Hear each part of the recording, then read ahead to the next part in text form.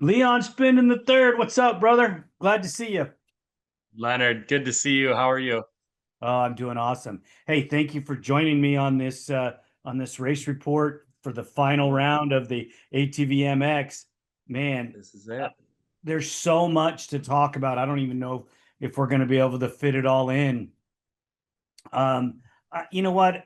We're probably going to change the format a little bit and not talk as much about some of the finishes for the race, but just talk about everything that unfolded, some of the titles, and just get into it from there. Yeah. If you don't mind, our normal format is we go over each class. We can go Right. over each class, but why don't we just start addressing some of the cool things that happen with each Yeah. class? Uh, I know that we probably got to get this out of the way first. Um, Everybody needs to take a moment and think about their life. Four riders in the last few weeks have had injuries. Um, hmm there's also four riders that have changed their life trajectory, so we may not see them as much. Um, hmm Everything changes in life, so be prepared and don't make it too heavy because all Right. of these young kids that are racing in all these other classes that aren't the pros, they need to be having a good time because when they become a pro, it's a job. They're racing for money and it changes the whole perspective of it. Leon, Right. why don't you give me an update on JJ and then we'll roll into the other guys. How's that? Yeah, that works. Yeah, because I mean, obviously, I do have updates on all three of the guys that crashed at this last or not this last race, but the race before. But great news for the Jaden Londerville camp is I was actually with him in the hospital all day yesterday. We're recording this on Tuesday after the race weekend. I wasn't available yesterday, of course, like I said, because I was in the hospital all day. But Jaden Londerville, as of we're gonna say 56 minutes ago, is getting his butt loaded onto a transfer van and is headed from Pittsburgh to Wisconsin. So he's not gonna be home, but he is being transported to a hospital near home. That's probably quite the undertaking. What's the drive time on that?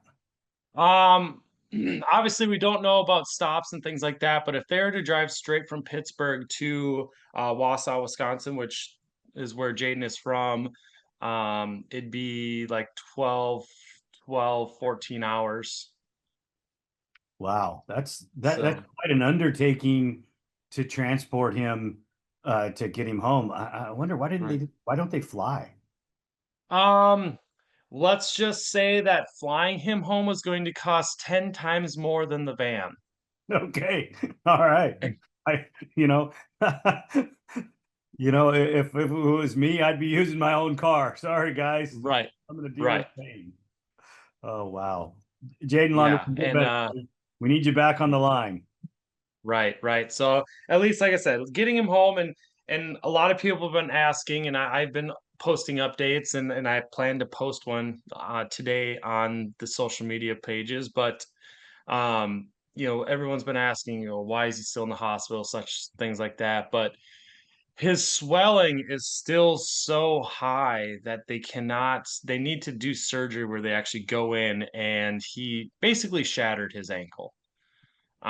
So they need to rearrange and put bones back into place and clean things up and then start bolting in the additional hardware to basically gusset his ankle back into place. So they cannot do that until the swelling goes down. And with something like that, the swelling is taking its sweet time. Man, that's a rough one. Um, and what do you think the prognosis for recovery time is? I can't say for sure. Because and that's the other thing too is it seems like as the swelling is going down, they're finding new things. Because I mean, initially it was just oh yeah, like two bones were fractured, and now we're to the point where bones are shattered. He has bone fragments floating, all over the place, mismatched throughout his foot. He's got nerve damage. He's got tendons and stuff that are damaged. So it's probably going to be a pretty long road. Obviously, best case scenario is that he can get healthy in time for the 2026 season to start. But if it doesn't, JJ is if you've ever met Jaden Londerville, you will know that he has a very, very, very strong will, and he's a very determined person. So when he wants something very badly, he will do what it takes to come back from a low to get to where he wants to be. So sitting in the hospital for the last couple weeks, the one of the main things he tells me on a daily basis is that he wants to be riding. Told me all weekends, obviously, again, like I said, I felt bad for being at the track and he wasn't, but he's telling me he's got FOMO and really wishes he was at the track and everything else. So I think once he gets the surgery, he has a great team behind him, with training and things like that, that I feel like he'll put his head down and he'll get back to it as quick as he can. But we just don't really have a time at this moment. Man, that's that's a rough one. Right. Bryce Ford was at that facility and got off as well. He Yeah. did make it to the race and he did ride. Right. Obviously, he wasn't himself, Yep. but did he have anything to say about his injuries and how his recovery's coming? Yeah, and Bryce, actually, I will be, and I'll share it with you as soon as I get this thing all done, Leonard. But I did do a short interview with him over the weekend before the it started. Um, and he just announced last week that he was going to race. Bryce, like you said, had a crash as well. He basically, the only issues with Bryce is he was banged up, of course. He had two partially collapsed lungs. And if you've ever had a partial, I have not, but if you've ever had a partially collapsed lung, you'll know that it does take some time to heal, and it's not that hard to collapse those lungs again as they're trying to get better. Right. So Bryce was obviously not at 100% with that, and just went out. He didn't need to race either. We'll put that out there. Bryce just decided to get on the gate just for the love of the sport. He wanted to be on the gate. He wanted to ride the last round. Um, his results did show. I mean, he did put one hell of a fight as long as he could, but his results did show that he was not at 100%. Right. Right. The other two guys that fell off at that thing are Wesley Wolfe was the other one that had fallen off. Yeah, Wesley. Yeah, there's only three that crashed that night, and Wesley, I've spoke to him, and I plan on reaching out to him as I don't want to bombard him too much, but Wesley, and I've told you this several times throughout doing these, Leonard. Wesley is a friend of mine. All three of these riders that crashed, I consider good friends of mine. But Wesley, the last time I spoke to him was Thursday on my way to Briarcliff, and he is at least, he was, when you look at it on paper, Wesley had it the worst.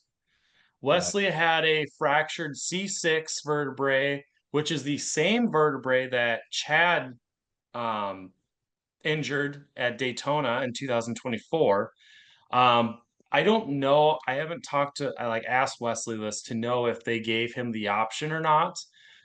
Chad obviously opted to not have it operated on and just let it heal. And that's why he took a whole year off and let his body heal, had all the different braces and things like that to get better. Um, but Wesley, they fused his C6 and C7 together. On top of having a neck injury, he had a broken collarbone. Both of his shoulder blades are broken. He has broken ribs, and they never really said. I think he just kind of hurt his arm a little bit, but nothing broke. But obviously, anybody that knows about Westley Wolfe, he's had to have his elbow replaced before. So I think they were really concerned about that as well. But Wesley has been home since last Wednesday.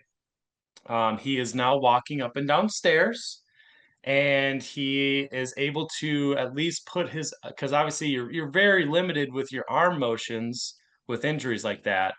But he has been able to get enough range of motion out of his upper arms to where he can put his elbows on a table and to be able to feed himself.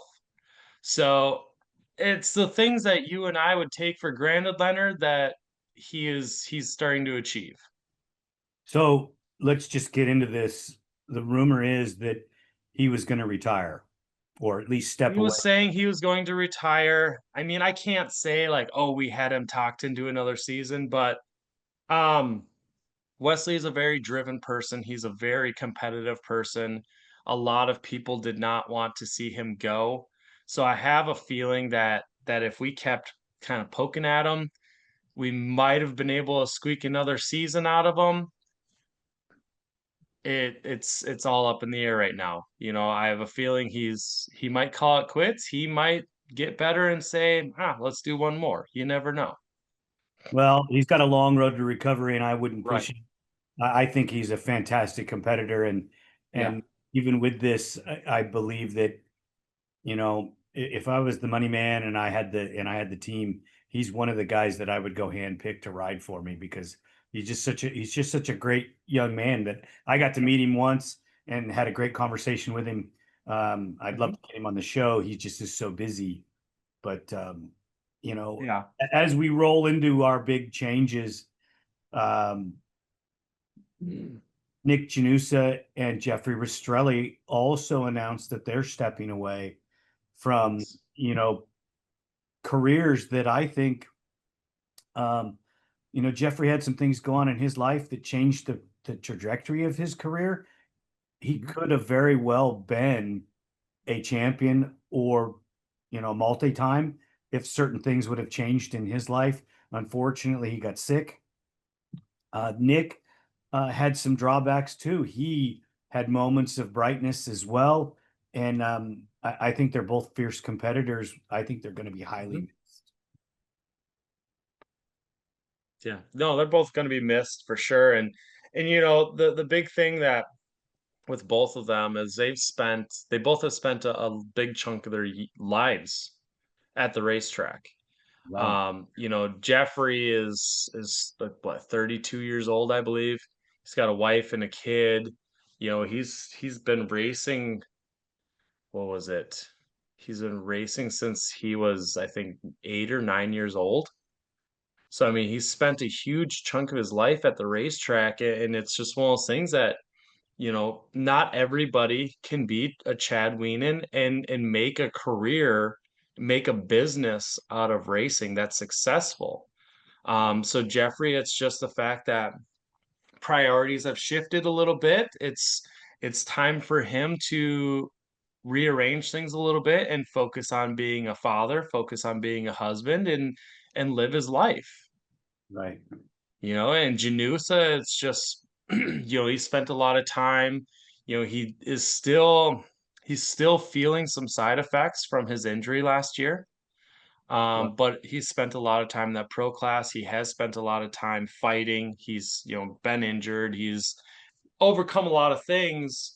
And same kind of deal. Like it's time for a kind of a refresh for him. And I know Joel, or not Joel, Chad and Nick both they're not done with ATVs. Right. And Jeffrey even said that he has one machine that he is going to keep. What he does with it, it does need some love. So, if he decides to rebuild it and keep it around, so be it, and throw a leg over it and ride with the guys every once in a while. But both Nick and Chad have a bucket list of events that they want to attend, and so I say go do it. Go have some fun. And who knows with Janusa, I mean, he's not young, but he's still young enough that maybe he goes out and has some fun and comes back in a couple years with a new mindset. Yeah, you never know. You never know. Nick seems to me like he's going to become a promoter. It's Of possible. Who knows? Maybe he's going to start some pit quad series that we're traveling the country and racing TRX 90s. You never know. hey, it could happen. It seems to me with his turkey derby that is so large that he has the idea what it takes. Yeah. And then, being involved in the support as long as he has contacts. So Hmm. I hope that we get to see a lot more of Nick. Hopefully I get to talk to him and Jeffrey here soon. Um, Yeah. I've already had a little brief text back and forth with Chad. Um, you know, not everybody knows that I was a race mechanic back when Chad started back in the, Right. And that's the big thing too, that you think about Chad's been there for a long time, but that when he actually says the number, which is 22 years, right. that is over half of his life Yep. that he's been in the pro class alone. And I and mean, that is that's insane. yeah, he didn't have the same pedigree as Joel or Jeffrey, where they grew up living it, uh Right. came into Right. a totally different way. And Hmm. the fact that he's had the career that he's had, when I saw the results, um, being a home husband now, I call it. Uh, my wife always has a list for me. So on Saturday, I'm doing my list, and when I, Well, he's got to get the honeydew list done. oh, dude, you know it. And I open up the phone and I see that Chad won, and I'm like, nah, what? And I had to go back and figure it all out because I didn't get to watch the whole live stream on ATV on Yeah. demand. I had to get bits and pieces. By the way, that live Yeah. stream, Well, I was awesome. gonna say we'll come back to that, but how exciting is that alone? That is just incredible. And Right. Joe's fired up, Bryce Ford's fired up, other people are fired up. I think this is Hmm. something that could elevate ATV MX, maybe give it a little refresh. Um, Right. this is uh, off the cuff, but I'm hearing rumblings about a 450. Okay. Don't ask Hmm. me who, don't ask me what. I'm just hearing rumblings. So Hmm. we could see a new bike. We could. I'm not Yeah. saying we're going to. Yeah. I'm just saying that that the people that I talk to, there's some rumblings. But we're going to have a resurgence of the series with that going on. Um, I hope that Chad becomes the race team owner that I think he should. Absolutely. Somewhere. Absolutely. And I mean, he's already got a rider that should be able to take over the reins and carry on with his legacy. Well, Max Lindquist, Right. 4 points, fourth for the weekend, or yeah, fourth for the weekend. Third. He got on the podium. Yeah, third, right? Yeah. He ended up So third. third for the last round, and fourth overall for Fourth the in year. points. Yeah. Chad was third in points. We already know First why. overall. Yep. Chad winning that race, just storybook ending, man. Wow. Right. Couldn't, Right. like he said to me, you couldn't write a better story. That's Yeah. just Well, and I talked to him, I talked to him Sunday, and we sat down and did a little recording, and I told him, I said, you had a movie ending. That your whole career just became a movie. All the highs, all the lows, and you finished winning. Walk off in the sunset with a overall. Where's this docu? When does this docu series come out? right. Right. I mean, It's crazy. dude, too bad we didn't have funding to do stuff like that. It would just be phenomenal because some of the stories, if you take, you could do documentaries on so many of the guys and so many of the events that happen Hmm. in there. Joel's writing his own movie as well. Uh, Right, um, right. Get Netflix or Peacock in here. Let's go. Right on. So um, let's shift gears just a minute because there's somebody in a different class that I want to congratulate because I didn't see this happen for this young man, but Heath Hanna got himself on the podium. Finally, it looks to me like he put some motos together and had a great race. So hats off, Heath. We talk about you all the time. We expect you to be on top of the box because you got mad skills, kid. Keep doing it, and congratulations. Not taking anything away from any of the other riders in that class. It's just you see the struggles that this man goes through, and I just wanted to, tell him congratulations and Right. keep going. Um, Yeah, absolutely. Yeah, and I mean, obviously, there was little bit of drama that happens in that pro sport class too, and you can see when you look at the results, there's a little bit of shuffling on the board, but a lot of shuffling. obviously, anything can happen in racing. And I don't know if you know much about this, Leonard, but there's a little bit of keyboard madness going on yesterday regarding two of the riders that are normally up front in that class, Uh, Cody Houghton and Noah Arnel. did they get together? They got together, and one crew is blaming. I mean, they're both blaming each other. But if you actually open your eyes and you look at it with an open mind, there's video of this incident.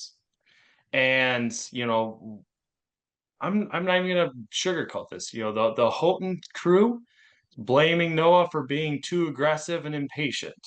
Noah, the Arnell crew is saying that Cody was being a little dirty and doing some cross jumping and stuff like that. But it's clear when you watch the video, what happened is Noah landed on Cody.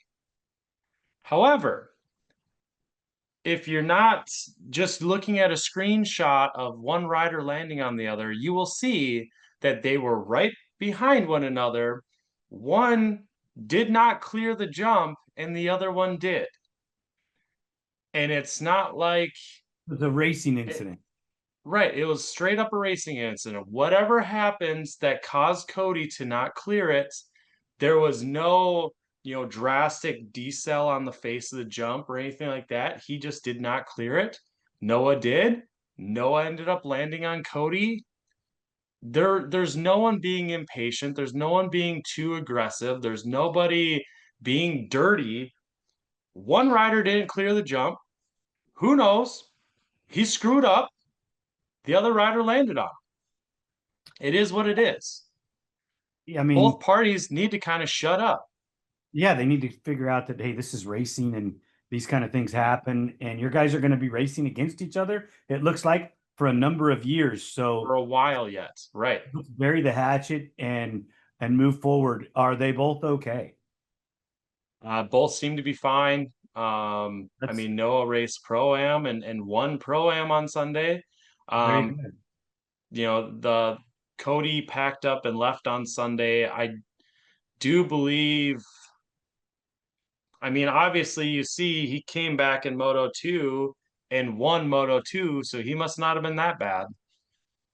Right. But there So were some hard feelings or something was going on that didn't well, it must not have been that bad for Noah either because he ended up second in the first moto. right.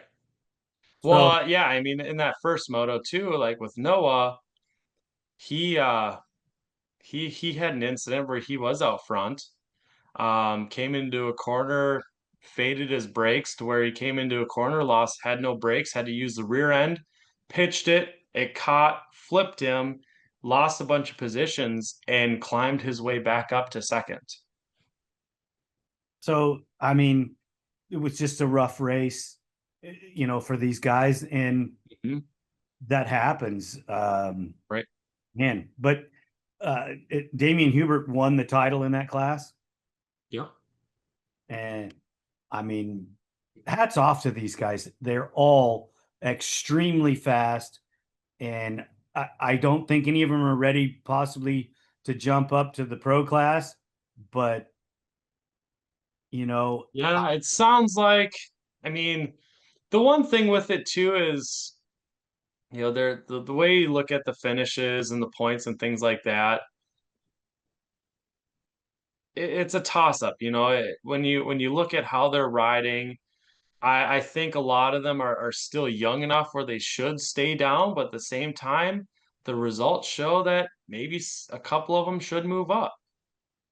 And I think it's all up to them. I'm not going to try to sway any of them either way or the other, but I have heard some things that a few of them will be moving up. Well, and that's great for the sport. We need there's open spots on the line. Hmm. Let's fill it and go from there. Um, you know, this is my one of my favorite classes is the WMX. I really enjoy these ladies. They're fierce competitors, and I don't think Emma Ray will be coming back next year. We'll see. Yeah, I mean, she put on such a great show. I would hope she'd come back because she is a great competitor, and Yeah. somebody needs to keep Kinsey in check because Kinsey is just outstanding rider all in her own right. Um, Right. with what is it, 4 titles now? Mm-hmm. You Yep, know, she secured number 4 this weekend. well, Neve Shaw came out and rode too, and took two Yep. fifths for coming off the Yep. couch. I think that's pretty good for Neve. No, Love to see exactly. her out there as well. Mm-hmm. Mm-hmm. Yeah, and I mean I think and also hope that and I mean I've heard a lot of rumblings over Emma coming back next year, and Emma is keeping her lips sealed because she doesn't want anyone knowing if she is or not. But I'm also hoping at the same time that with all that this whole season of the WMX class, that it was a little bit of a push for some of these ladies to, figure things out a little bit more. And I think that a lot of them have gained a little bit more speed throughout this season. And I think a big thing with the WMX class is just being more confident. We are going to lose a couple of the young ladies. Olivia, I believe, is going to go to college. She will be returning next year. She will be. Did she tell you that? Yep. I mean, not to air all the dirty laundry, she did not get accepted by the school she wants to go to, so she will be back in 26. Okay, well, great. I think she'll get where she needs to go.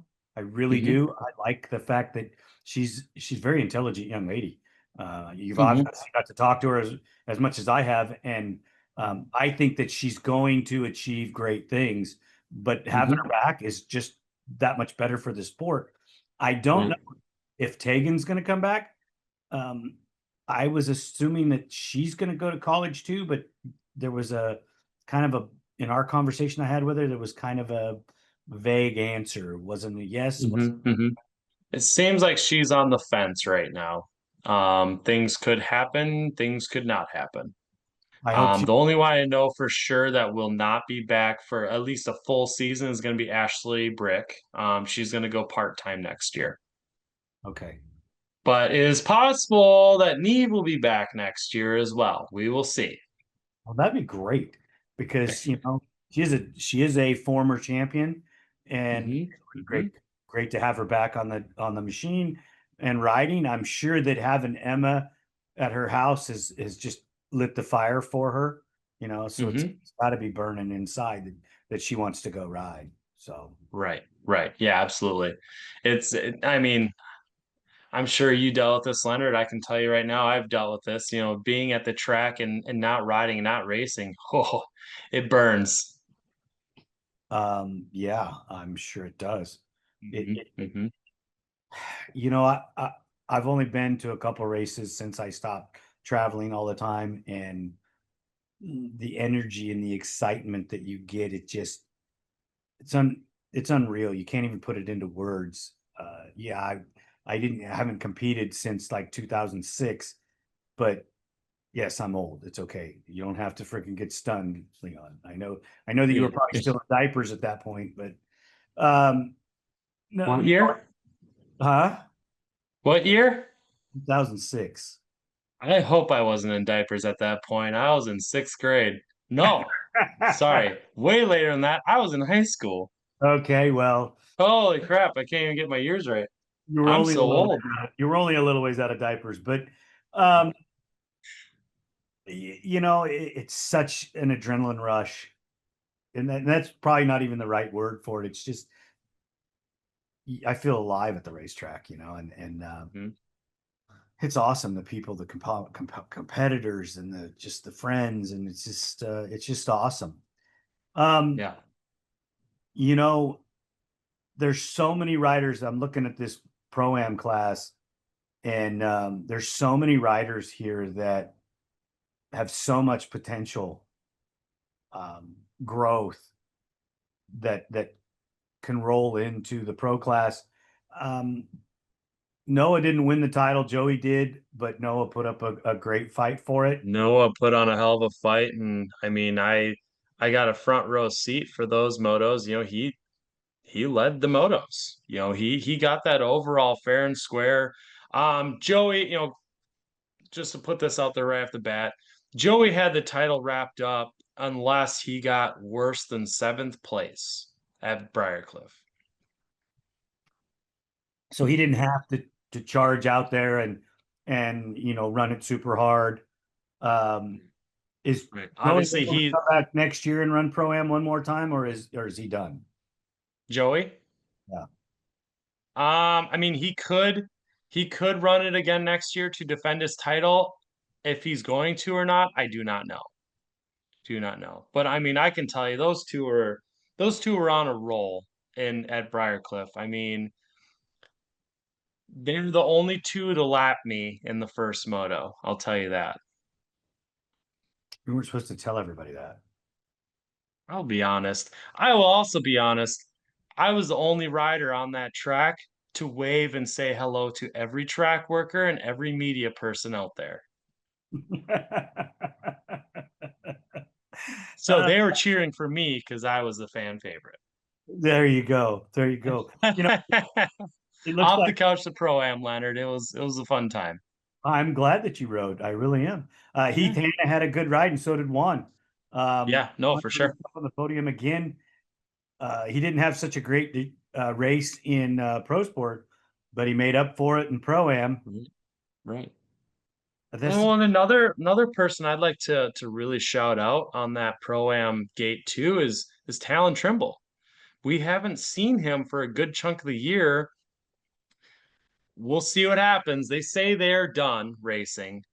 But I mean, off the couch essentially for a few rounds and an 8.5 for a sixth overall. Yeah, but doesn't he have two freaking like brand new bikes sitting in the garage? One's for sale. They're gonna keep the other one. But still, you got Yeah. two race bikes ready to rock and roll. Yeah, yeah. Well, I think we all just need anybody knows Dave Trimble. You just gotta keep nagging on him a little bit. He can't hang it up. He's been around the racetrack too long. Right. I agree. Well, actually, what you gotta do is we just gotta sick Joe on him. Joe and Dave go way back, so we'll just do that. Right. That's true. I forgot about that. Right. Uh, Dave's an old time ATV on demand test rider. uh the other I know Dave a little, but Mhm. Papa Trimble more so, uh you know Yeah. talking through him through Messenger and stuff. So, Hmm. you know, it it's bittersweet in a lot of ways. And some people Yeah. say they're done, and then they come back and realize that they still want to continue to do it. So let's hope the Trimbles don't walk away. But this is emotional for a lot of people, and I Hmm. think you'll understand this.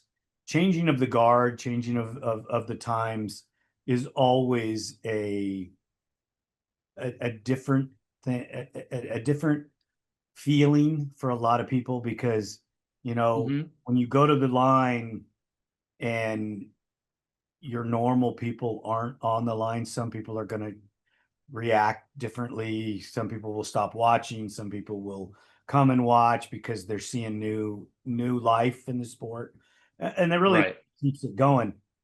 Um, let's talk just for a moment about Joel because he was presented an AMA Rider of the Year award. Yeah. From 2024.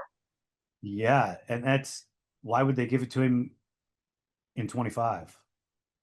I don't get it. They But forgot what ATV motocross was, so they just remember like, oh yeah, this guy won this award. congratulations to Joel. That is a huge accomplishment for the AMA to recognize him. And he didn't go undefeated for the year, not winning one of the motos. That's pretty amazing. Hmm. What went on in that first moto? Well, obviously we both knew Joel was almost at a two complete season undefeated streak.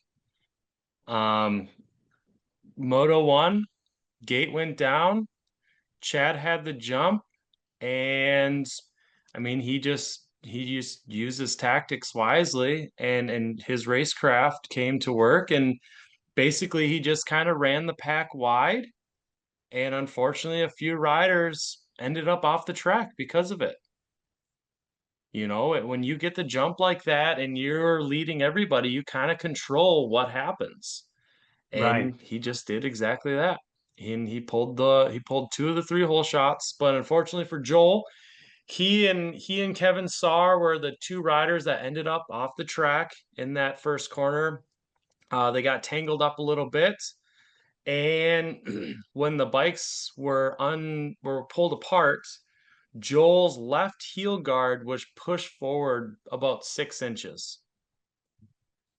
Um, Obviously, Kevin was okay. He got back on the bike, got going. Joel tried to bend that back a little bit, but obviously, unless you've got a 6 foot long piece of pipe or something, you're not moving that heel guard.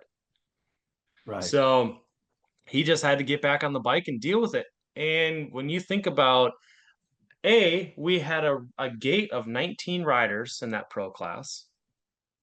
So you're looking at almost a full gate. You're starting up dead last and behind. I mean, he was a good almost half a track behind the leaders before he got back on the bike and got going. And to do that and come back up to ride to an eighth place finish in Moto 1 It's kind of a win. is damn impressive. With a with If a we had a full length moto instead of the short triple crown, who knows what could have happened? You probably would have won it.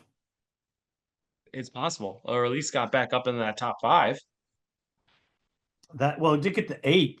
So you're figuring he's a minute behind the leader when Right. he took off, not Right. moving. He took off Right. a minute behind. So that dropped him probably a minute 15 behind the leader, Mhm. maybe minute 20. And then you have all of those guys that you have to pass, and some of them are pretty fast. So Yeah. you Right. get around them. Yeah. I mean, let's look here. I should be able to see this. You've got the gap. So Joel at the end of the first lap was 10 seconds behind Marshall at that point. Unfortunately, they don't show you like the gap between first to your position. They just show you however far back you were from the person in front of you. Right. You can Um, add them all up. yeah, so you'd have to add every single one of these up to figure out how far back he was exactly. But he was 10 seconds behind Marshall. Then the end of the second lap, he cut that from 10 seconds to 5. 5 And I mean, seconds. obviously, then he passed Marshall on the third lap. He got 17th, then up to 14th, 11th, 10th, 8th, and I He mean had to have he was stopped. on a roll. He had to have stopped in the pits. He didn't. So on lap 1, he was 10 seconds behind Marshall, and he only gained Mhm. 5 seconds on him. Well, that was at the end of the lap. Right. But yeah, no, as far as I know, he did not pull over. He Wow. just kept on trucking. And you take a guy like Joel who is so adapted to his machine. when you take that heel guard and you put it in the wrong place, that moves his leg out of position. So he's That's having to exactly it. learn how to ride that machine in a different Hmm. position. Thank God he's as talented as he is. There's a lot of guys Right. pulled off. Right. Yeah. That's just it too. Like to do what he did and not be able to ride like he normally would, he had to adapt his riding style on the fly and ride a whole moto, essentially not hardly being able to move his left leg. That's crazy. What happened to Brandon on Moto 1? Ugh. Unfortunately, during the sight lap, Brandon had a little issue with his bike.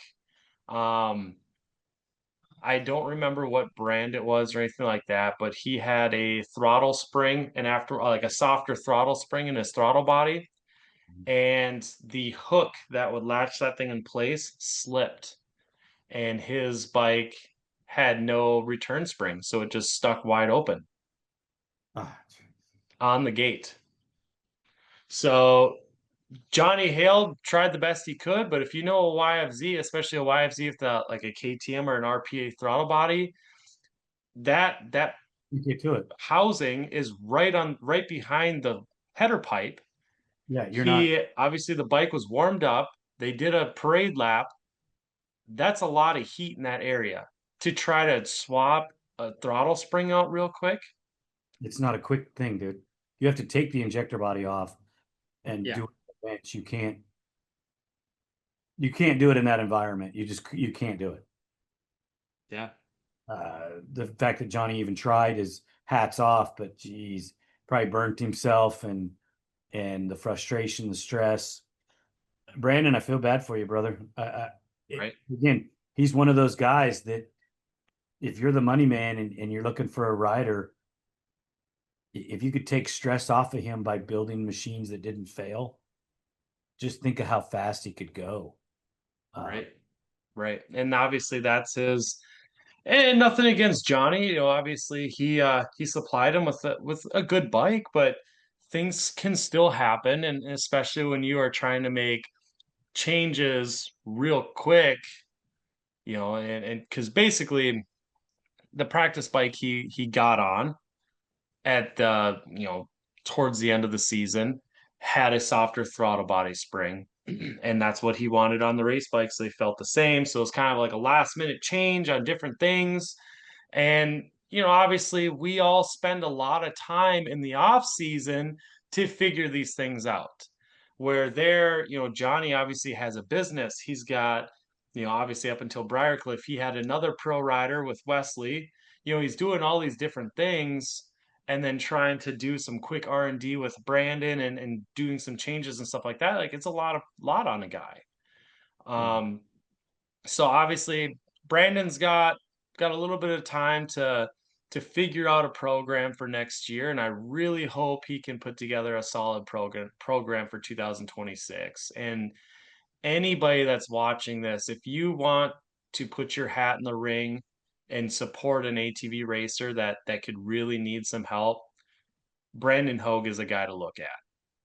I I mean, agree. there's a lot of talent there, and anybody that listens to, your podcast knows that you did an episode with him. There's so much knowledge there when it comes to physical fitness and bike training and everything else that this guy knows so much. He has so much speed. We need to put a bike under his butt. That doesn't fail. Yeah. All right. I mean, you take and you give him Joel's program. I think Joel's hard pressed to beat him every time. No, and It's not taking anything I away from think that Joel. would I think no. Brandon is the guy, Yeah. and then you're gonna take Bryce Ford and you're just gonna elevate that whole game, and those three guys are going to run away with it. But Just it. look at the changing of the guard here. Mhm. Max Lindquist, uh, Mason Jackson, and Zach Decker, third, fourth, Yeah. fifth overall. Um, these guys, I know Bryce Ford was injured, but Mhm. you can put Bryce up there. Those four guys are going to be the future because Joel's not going to be around forever. Right, right. And that's the other thing too is, obviously you can see, look at 2024. Don't really look at 2025. You look at 24, Brandon and Bryce had a lot of battles. And those two have quite the rivalry going on, which they may not like, but the series kind of needs it. Oh, totally. It's nice having that little rivalry between the two, and they're kind of going at each other every once in a while. And it seems like when two riders would get together, it was kind of those two because they were so close and battling constantly that sometimes a little rubbing, hits the wrong spot on the bike and they get stuck together or whatever. But if Brandon can get on a bike that is reliable and fast and is pro a reliable pro competitive bike, that's going to elevate him. Well, Bryce isn't going to let Brandon pull away from him, so Bryce is going to elevate, and these two are going to keep going at it until next thing you know, they're grabbing on Joel's grab bar and hopefully throwing him into that mix too, and you've got a three-way battle for an overall. And you've got Max that is going to, let's not say, hopefully, he's going to elevate his program for 26. He ironed a lot of things out this year, and it showed his results got better and better, and he got faster throughout the year.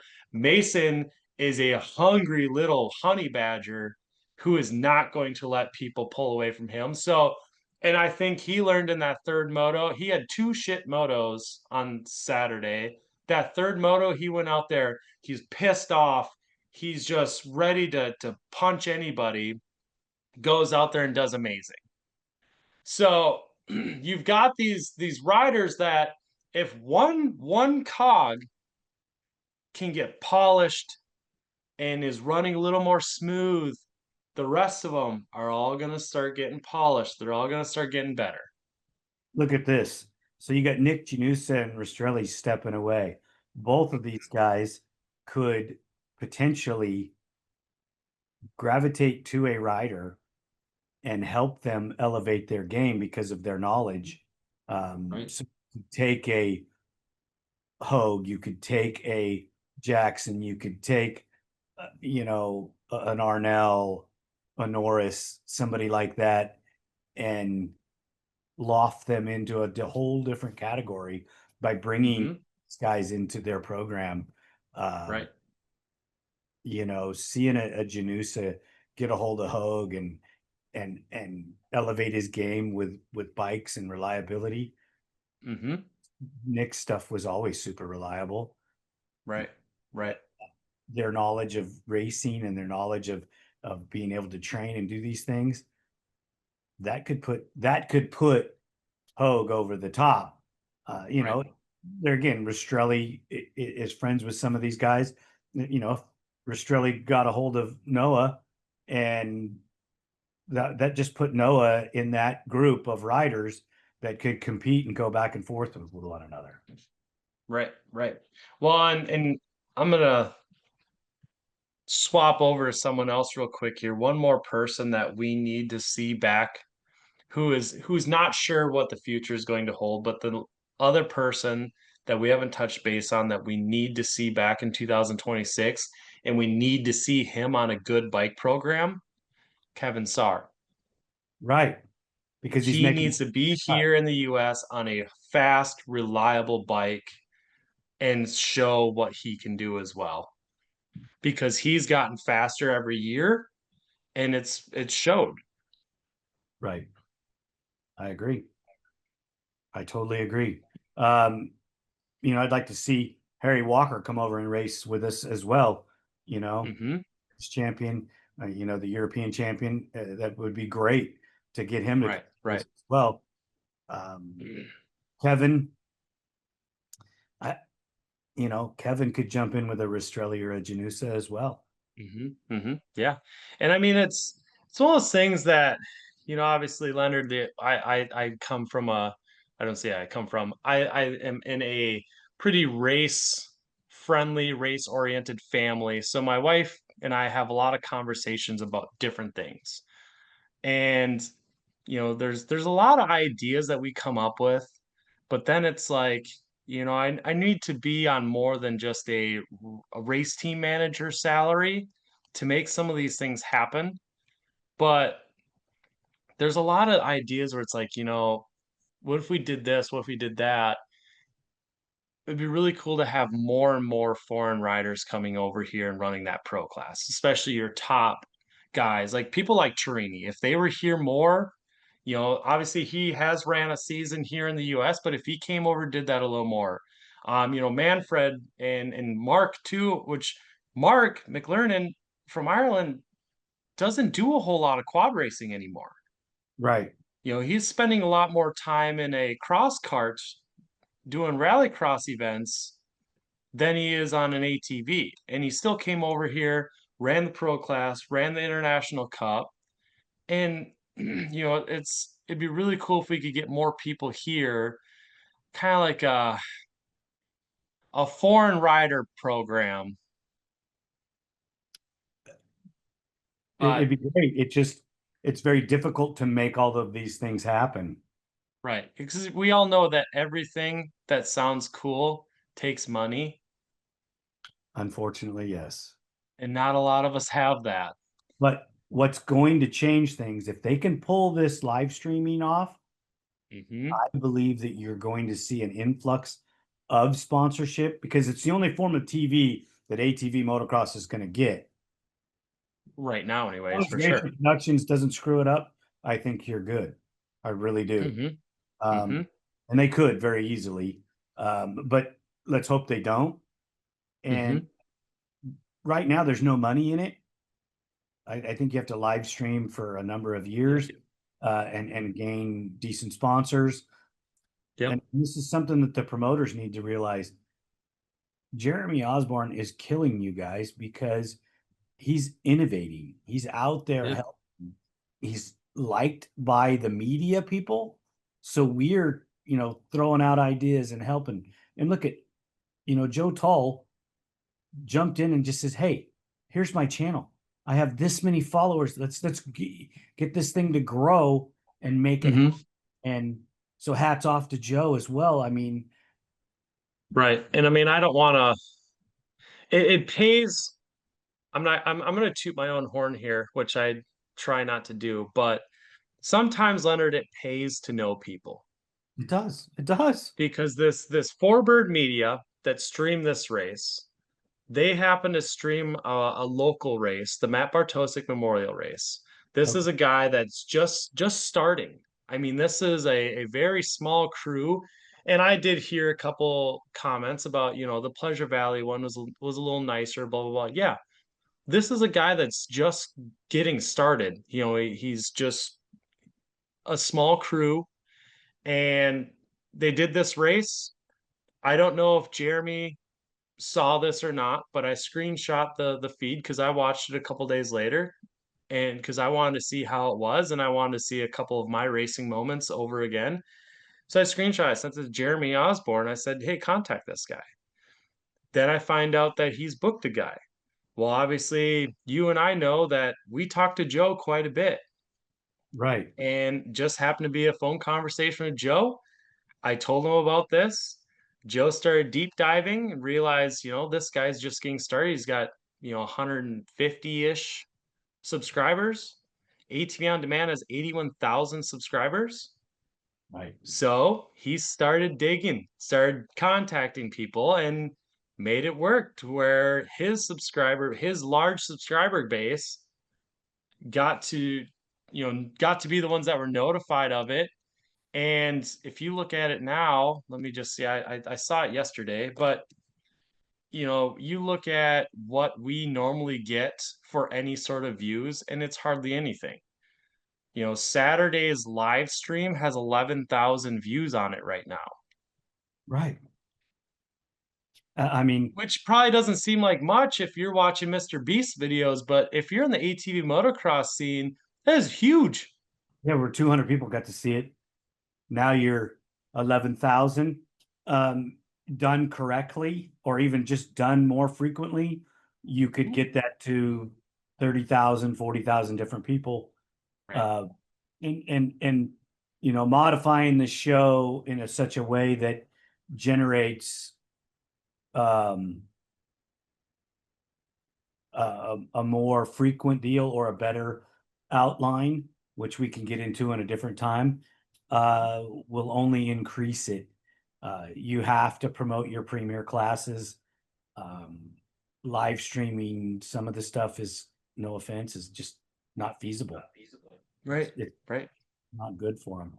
But Leon, I think that I appreciate you coming on for round 10 of the ATV MX. We're promoting the series the best we can, and I appreciate all you do for ATV Talk by being our on-site report and Mm-hmm. taking Four Wheel Frenzy to the next level. Mm-hmm. Also 4130 Motorsports, all the things that you're doing out there, we really, really appreciate it. Keep doing it. And I'm just going to put you on the spot. Are we up for next year as well? I'm down. I'm down. I mean, as long as I'm at the races again next year, which I don't have any plans on quitting. So as far as I know, I'll be going unless I get fired or something, which I hope not. But yeah, no, I'm in. Hopefully we can figure out some of the internet and issues like that for next year, because it'd be nice to have a nice clear production, but we'll see what happens.